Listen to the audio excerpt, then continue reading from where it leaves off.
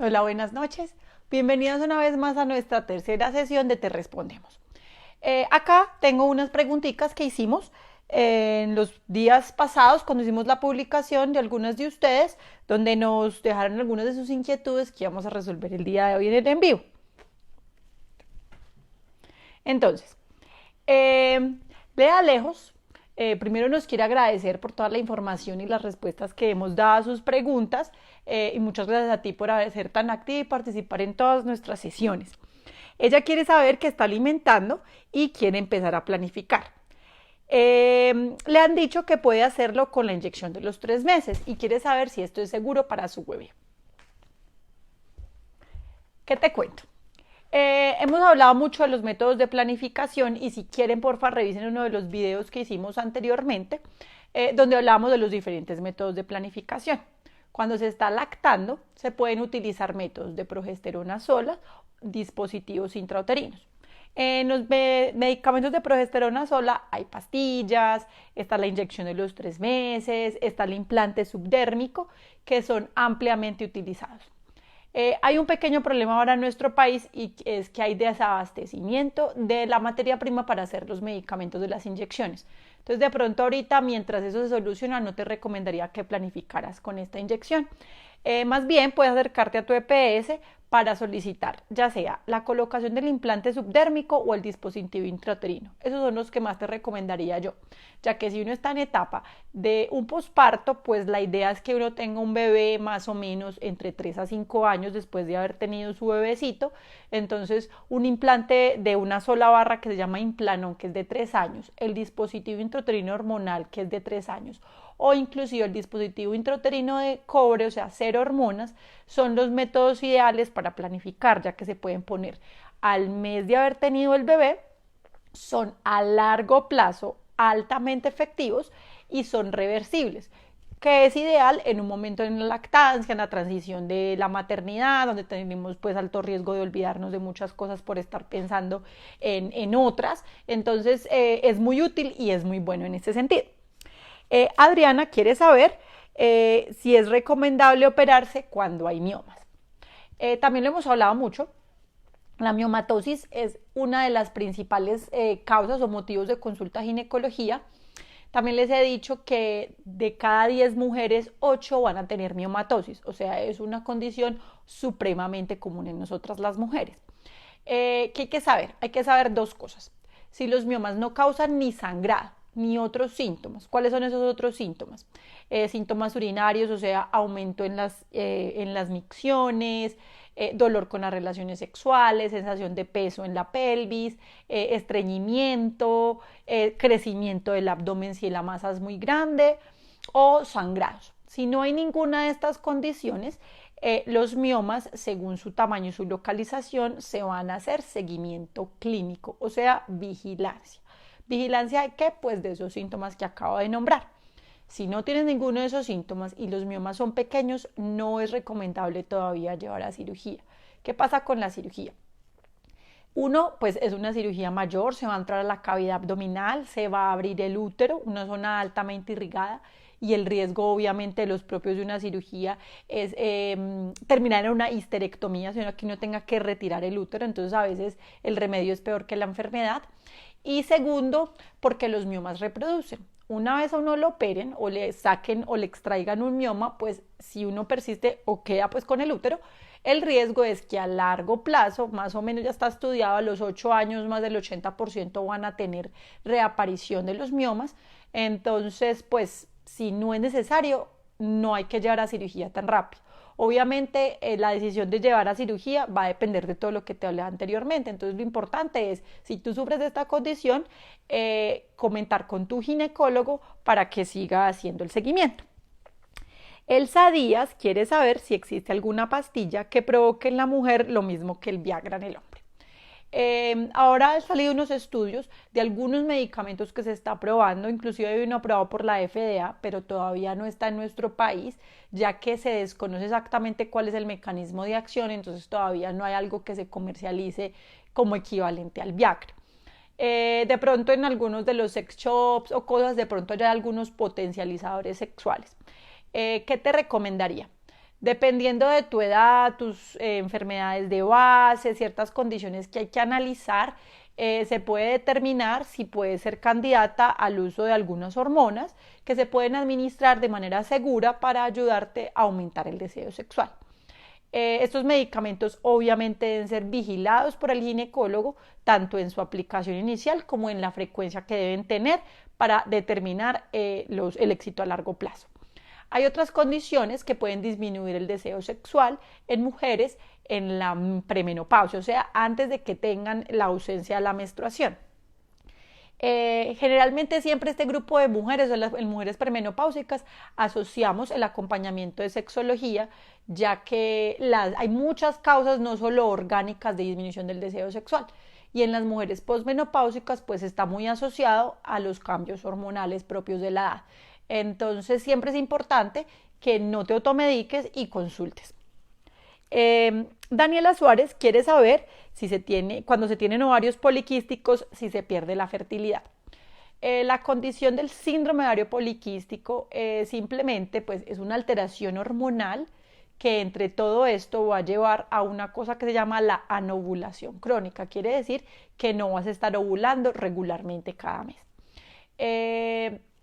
Esto hay que asociarlo con otras cosas y exámenes de sangre, de hormonas, mirar otras situaciones, pero en general no es que haya una pérdida de la fertilidad, sino que como no hay una ovulación regular, entonces no va a haber la probabilidad normal que tiene todo el mundo para quedar en embarazo. Entonces a veces este grupo de pacientes deben someterse a algún empujoncito con fertilidad, dándole medicamentos para inducir la ovulación, pero no en todos los casos. Entonces las pacientes con ovario poliquístico no se pueden, entre comillas, confiar que como no tienen fertilidad o les han dicho que son pacientes que tienen dificultad para quedar en embarazo, pues no planifican y pueden quedar en embarazo de un embarazo no deseado.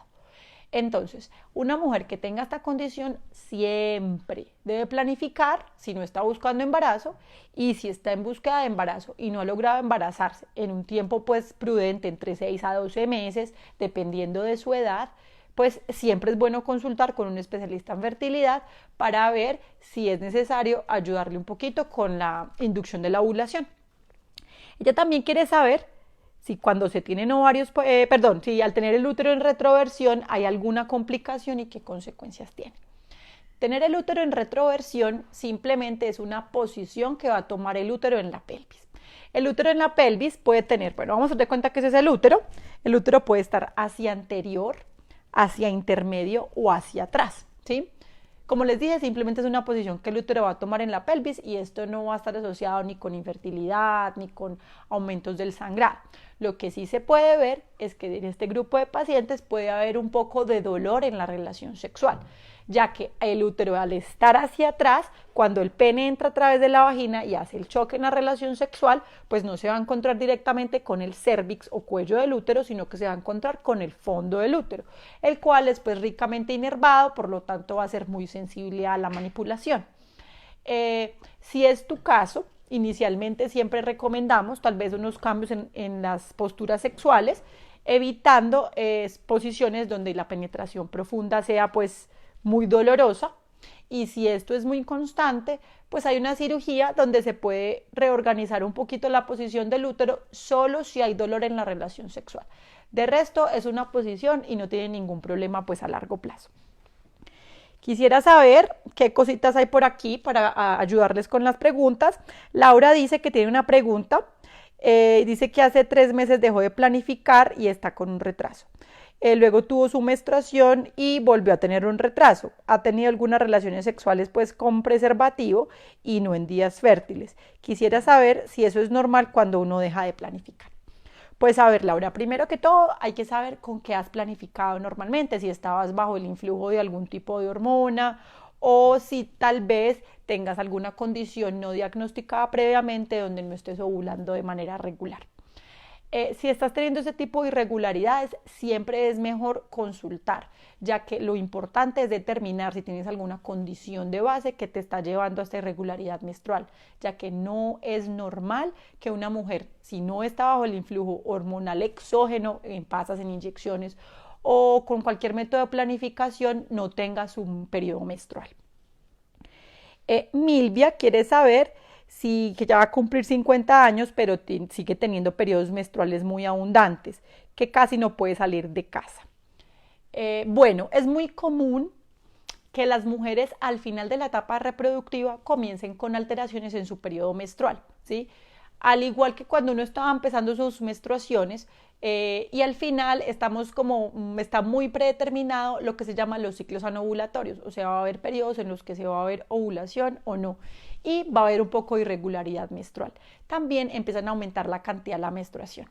Siempre lo hemos dicho, si tu menstruación afecta tu calidad de vida, no es una menstruación normal, ya que no es normal que uno no pueda salir de la casa o tenga que utilizar pañales o aumentar los cambios de la frecuencia de las toallas hasta menos de 2 horas o que tengas coágulos muy grandes, mucho dolor, que la menstruación dure más de 8 días. Si tienes cualquiera de estas características, siempre es mejor consultar para mirar si te podemos ayudar con algún tipo de medicamento que esto no afecte tu día a día. Dana Ochoa quiere saber que quiere quedar en embarazo. ¿Qué debe hacer? Actualmente por la guía de práctica clínica del Ministerio de Salud está volviéndose muy de moda porque antes no era tan importante hacer una cosa que se llama el chequeo preconcepcional. ¿Qué significa esto? El chequeo preconcepcional es el momento cuando tú vas a donde tu médico, tu ginecólogo, la persona que está al tanto de tu historia clínica y le manifiestas tu deseo de quedar en embarazo.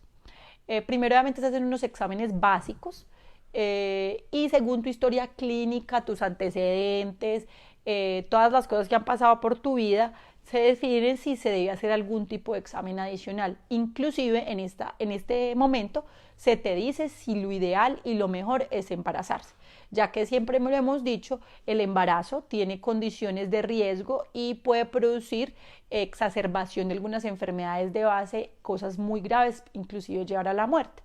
Por eso siempre es importante hacer un chequeo preconcepcional.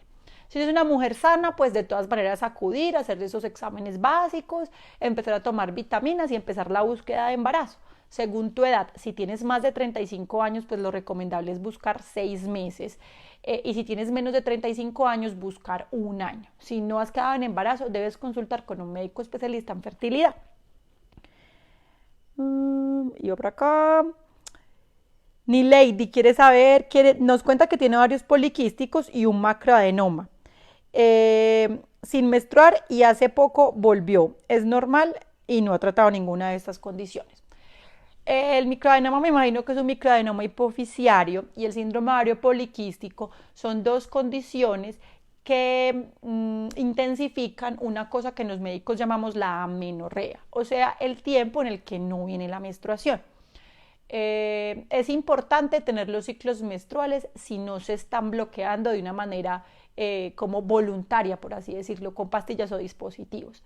Si tú no tienes tu menstruación, a pesar de que tengas estas condiciones y no consumas ningún medicamento para producirlo, es mejor consultar y debe haber un tratamiento para esto. María Camila tiene una pregunta, dice que duró 4 meses y medio después de su parto con sangrado. Y luego dejó de sangrar hace 8 días. ¿Quiere saber si esto es normal? Pues mira, es normal que después del periodo del posparto haya una irregularidad menstrual, sobre todo si estás dando lactancia materna. Hay una cosa o una condición fisiológica que se llama la amenorrea de la lactancia, o sea, la ausencia de la menstruación mientras está lactando. Sobre todo si las frecuencias de la lactada son entre 2 a 3 horas constantemente. Entonces, esto es normal probablemente. También puede ser normal si te colocaron la inyección de los 3 meses, porque este tipo de hormona puede causar ausencia de la menstruación. Mientras obviamente no estés en embarazo y no haya ninguna condición secundaria, pues hormonal o endocrinológica que está ocasionando esta ausencia de la menstruación, puede ser normal. De todas maneras, siempre lo recomendable es una vez la mujer tenga su bebé, entre en el programa de planificación familiar para poder hacerle seguimiento a este tipo de condiciones. Bueno, mientras nos escriben más preguntitas, quería hablarles un poquito de la recanalización tubárica, ya que ha sido algo muy preguntado tanto en el inbox como en las publicaciones que hemos hecho. ¿Qué es la recanalización tubárica? Es La cirugía, como conocemos o como conoce la gente vulgarmente, la reversa del pomeroy. El pomeroy es la ligadura de trompas, es un método definitivo y es un método quirúrgico donde se van a desconectar o se va a cortar la trompa, evitando que se conecten el óvulo con el espermatozoide, ¿sí? Hay muchos tipos de hacer esta cirugía. Normalmente se hace o por el ombligo, donde se queman las trompas y se corta, o se hace por mini laparotomía, o sea, una mini cesarita, pues por ahí, y ahí se hace la ligadura. Evidentemente, esta es una cirugía donde se va a dañar la trompa, pero hay una cirugía pues que puede revertir esto. Obviamente la eficacia no va a ser igual a tener la trompa sana, o sea, va a ser un poquito menos eficaz. Idealmente es que la mujer tenga menos de 35 años, que el espermograma de su esposo, o sea, que los espermatozoides sean normales, que no haya ninguna otra condición adicional de infertilidad. Si solo es una mujer que se hizo la ligadura de trompas, que cumpla estas condiciones, o sea, un espermograma normal, una ovulación normal, un útero normal, que desea hacerse la cirugía y que solo haya sido cortar un poquito de la trompa, pues va a ser una cirugía donde el éxito va a ser grande.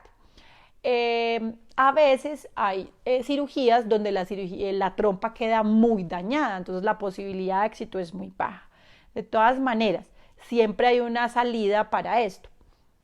Es importante las mujeres que están considerando hacerse el pomeroy, pues piensen que el riesgo de arrepentimiento cuando la decisión de esta cirugía es por debajo de los 28 años es hasta el 30%, o sea, de 100 mujeres menores de 28 años que se hicieron la ligadura, van a arrepentirse más adelante porque pues de pronto conocen otra pareja, de pronto desean al final tener hijos, o pasa algo con sus niños y no tiene. Entonces es muy importante primero considerar si definitivamente nos queremos hacer esta cirugía para no tener que hacer este otro tipo porque ya la eficacia no es la misma, ¿sí?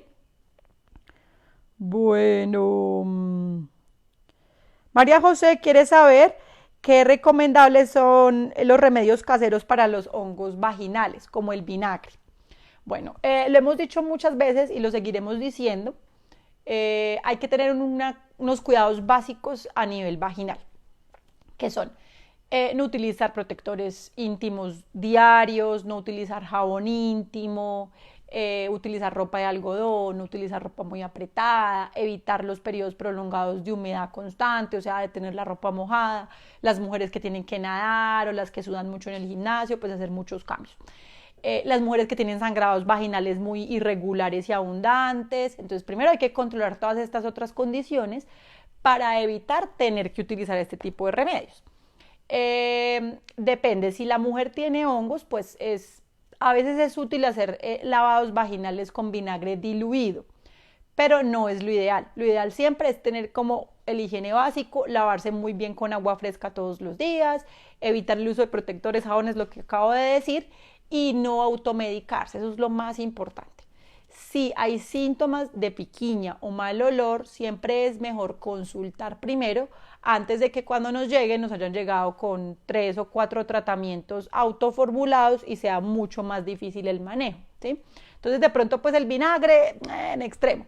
Entonces yo a veces les recomiendo lavar un poquito la ropa interior con agua hervida, con un tricito de vinagre, ¿sí? Si de pronto están teniendo muchas infecciones, pero constantemente es mejor no hacer esto.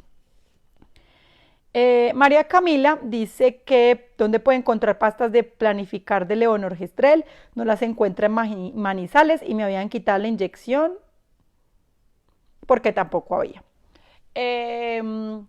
Pues no sé cómo está el abastecimiento de las pastillas de solo progesterona, pero tengo entendido que no hay desabastecimiento, se puede encontrar en cualquier farmacia.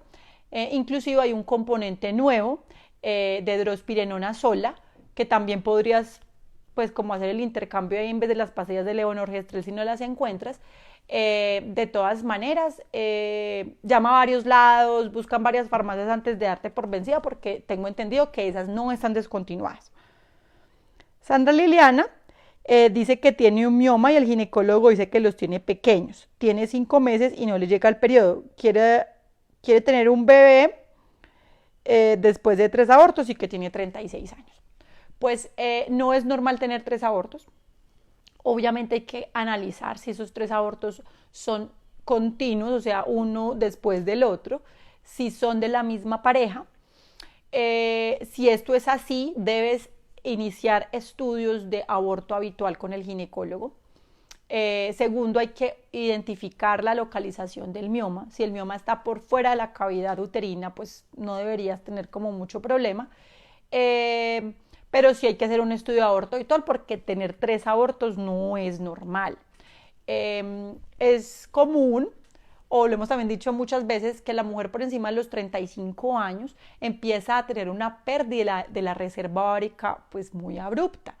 Entonces es muy común que la mujer cuando llega a los 35 años o los supera, pues la posibilidad de tener abortos es cada vez más alta a medida que se va alejando de los 35 años. O sea, 38, 39, 40 años, pues es mucho más fácil tener muchos abortos que una mujer de 25 años. Si hay miomas, se tienen que operar. Entonces, lo que les había dicho, si los miomas causan algún tipo de síntoma, alguna compresión vesical, intestinal, daño a los ureteres, por eso siempre hay que vigilar las vías urinarias, o sangrados, pues hay que considerar cirugía. De resto, si no hay ningún síntoma de estos, se decide vigilar dependiendo del tamaño. Listo. Mientras me hacen más preguntitas, pues hay que hablar de un tema muy obvio y muy de moda por estos días, que es el coronavirus. Estamos saturadas en las redes sociales con un montón de información donde nos están diciendo qué hacer, y quiero resumirles en algo, pues como en unas cositas muy corticas. Uno, es un virus, no hay vacuna, en este momento no hay cura para eso. Lo único que podemos hacer es contener. Por allá nos está saludando mi perro. Hay que contener. Entonces hay que quedarnos en la casita en cuarentena. ¿Sí? Si no tenemos síntomas, pues es mucho mejor, pero lo más importante es que no transmitamos el virus a las demás personas. ¿Sí? El periodo de transmisión va a ocurrir muchas veces en personas asintomáticas, o sea, que ni siquiera tengan tos, que ni siquiera tengan síntomas gripales. Entonces, no lo estamos solo haciendo para protegernos nosotros, sino para proteger a nuestras familias y proteger a todos aquellos que nos rodean, sobre todo a nuestros papás y nuestros abuelos, que ya van a ser personas que tengan algún tipo de enfermedad de base. Es muy importante obviamente el lavado de manos, el uso de gel antibacterial y aislarnos socialmente. A veces ha sido difícil porque tenemos un montón de información, que alguien dice que sí salgan, que alguien dice que no salgan. Si lo pueden hacer, por favor, no salgan, ¿sí? Esto apenas está comenzando y no queremos que nuestro sistema de salud, que ya es muy precario, se sature y llevemos algo mucho peor que lo que están viviendo países del primer mundo, como lo es Italia y España. Bueno, Yasmín quiere saber si hay un método de planificación que puede usar mientras se hace el Pomeroy, ya que tuvo un bebecito hace 4 meses. Bueno, Yasmín, como venía hablando del coronavirus, pues ahorita hay un cierre en muchos servicios a nivel ambulatorio, cirugía programada, todo. Entonces es probable que la cirugía de la ligadura se demore un poquito en realizarse. Te recomendaría que te colocaras el DIU de cobre. Es bueno, bonito, barato, fácil de poner, no tienes que hacer como gran cosa y él te va a proteger el tiempo que sea necesario mientras te haces la ligadura. Inclusive, pues tu esposito también se puede hacer la vasectomía, algo mucho menos doloroso, menos invasivo, menos riesgoso y que se puede medir con un espermograma. Si ese no es tu caso, entonces puedes utilizar el DIU, que es un método barato, ya que la inyección de los 3 meses, como dije, ahora está desabastecida, las pastillas pues tienden a olvidarse fácilmente, pero si lo prefieres puedes utilizar las pastillas de solo progesterona o el DIU de cobre. Bueno, Natalie quiere saber cómo se cuidan las embarazadas del coronavirus. El estado de embarazo, adicional a lo que hemos hablado, es un estado donde hay un poquito de inmunosupresión. O sea, las embarazadas podrían tener inclusive más riesgo de infectarse por este virus. En general, los cuidados son los mismos que hemos hablado del adulto normal, o sea, lavarse las manos y el aislamiento. El aislamiento hasta ahora es la única cosa que se ha determinado como realmente útil a la hora de prevenir la infección. Bueno, ¿qué más? ¿Qué preguntas tienen? Quiero escucharlas, quiero leerlas, por favor, participen. A ver si alguien se me saltó alguna pregunta.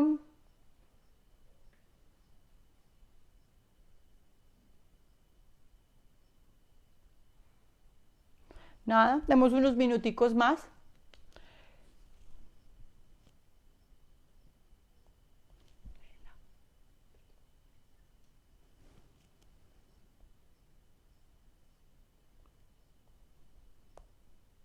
Allá. Luisa quiere saber cuál es la diferencia entre histerectomía y laparoscopia. Bueno, la histerectomía es un procedimiento quirúrgico donde se va a extraer el útero o lo que la gente conoce comúnmente como la matriz. La histerectomía tiene 3 vías para realizarse. La vía que la mayoría conoce, que es la vía abdominal, o sea, haciendo una cicatriz abdominal por donde se extrae el útero. Está la vía vaginal y está otra vía que se llama la vía laparoscópica. Actualmente estamos muy hacia la ola de la cirugía mínimamente invasiva. ¿Qué es la cirugía mínimamente invasiva? Pues como su nombre lo indica, es realizar la extracción de un órgano por unas mínimas incisiones. En este caso puede ser la laparoscopia, que es por el ombligo, y unas 2 o 3 incisiones en el ombligo de menos de 1 centímetro, por donde se van a introducir unos tubitos y se introducen unas pinzas. Atrás del ombligo se instala una cámara y todo esto se va a ver en una pantalla. Ahí se va a proceder a hacer la cirugía. Por la cirugía laparoscópica o por la vía laparoscópica se pueden hacer casi todas las cirugías. Se pueden hacer cirugías de extracción de útero, de extracción de miomas, se pueden hacer cirugías de trompas, de ovarios, de adherencias, de muchas cosas ginecológicas. Bueno, y las no ginecológicas también se pueden hacer por ahí. Mientras que la histerectomía solo es un tipo de cirugía, la laparoscopia es una vía quirúrgica. Es muy útil y todas ustedes pueden pedirla en su EPS porque es un procedimiento que está incluido en el plan obligatorio de salud. Bueno, María José quiere saber que dónde estamos ubicadas. Bueno, nosotros estamos ubicadas en la ciudad de Manizales, en el edificio Parque Médico. Este edificio queda sobre la avenida Santander, diagonal a la Torre del Cable, pues sí, un poquito, diagonal a la Facultad de Arquitectura. Es el edificio grande de vidrios azules. Estamos ubicadas en el consultorio 705. Si quieren pedir una cita con nosotras, pueden comunicarse al 302-296-8759 o pueden escribirnos a través del Messenger del Facebook, donde siempre estamos pendientes de todas sus preguntas y todos sus comentarios, y ahí les podemos volver a dar los datos, o inclusive ustedes pueden dejarnos su nombre y su teléfono y nuestra secretaria se va a comunicar con ustedes para poder agendar una cita con cualquiera de nosotras dos. María Fernanda quiere saber qué tratamiento se le puede dar a una paciente con dolor pélvico crónico. Bueno, el dolor pélvico crónico es un mundo muy grande. Ese tipo de dolor es un dolor en pacientes que generalmente lleva meses o años sin un diagnóstico claro. Generalmente es un dolor en el abdomen bajo, por debajo del ombligo, en la pelvis, en la espalda, y puede ser causado por muchas entidades ginecológicas y no ginecológicas. Entonces hay causas gastrointestinales, urinarias, musculares, ginecológicas que pueden estar ocasionando estos síntomas. Entonces, primero, identificar. Si tú eres una paciente que tenga un dolor ubicado por debajo del ombligo, a lo largo de la pelvis, que se pase a la espalda, a los miembros inferiores, que no esté asociado siempre con la menstruación, que lleves muchos meses y no tengas una causa aparente del dolor, debes consultar. Inicialmente se te hará un examen físico donde se intentará determinar todas las causas del dolor crónico. El problema del dolor crónico o el dolor pélvico crónico es que no siempre es una sola entidad, sino que una paciente puede tener una causa muscular, intestinal y uterina al mismo tiempo. Por lo tanto, deben tratarse las 3 cosas, porque si tratamos nomás una, pues no va a haber mejoría. Posterior a esta evaluación del examen físico y determinar cuáles son las posibles causas de tu dolor, se determinará si el tratamiento ayudará a la cirugía o si será una cosa que se llama el manejo médico, o sea, hacer un manejo con terapias, con medicamentos, con bloqueos. Es muy común que una paciente con dolor lo primero que le quieran hacer sea una cirugía, pero no siempre es así. Lo más importante siempre es hacer una evaluación clínica para determinar si acaso tu condición requiere una cirugía.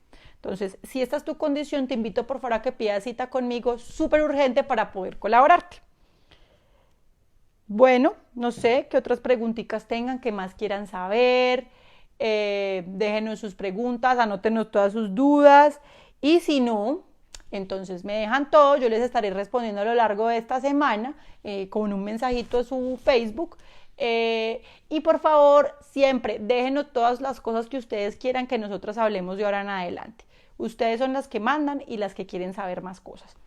Entonces, viendo que no hay más cositas que ustedes quieran saber, les mando un beso, un abrazo, por favor cuídense, guarden sus casitas, aprovechando que es puente, busquen otras actividades para hacer y quiero invitarlas a hacer algo. Como ya vamos a estar todas en cuarentena y muchos de nosotros tenemos la posibilidad de podernos quedar en nuestras casas sin que sea un golpe económico muy grande, busquemos a alguien de la cuadra o alguien conocido que de pronto viva del día a día y démosle un mercado, ayudémosle con algo, porque en este momento de gravedad, de conmoción a nivel mundial, debemos tenderle la mano a los menos afortunados y los más necesitados. Entonces, como una iniciativa con todas nuestras seguidoras y por parte de nosotros, adoptemos a alguien, ayudémosle y feliz noche.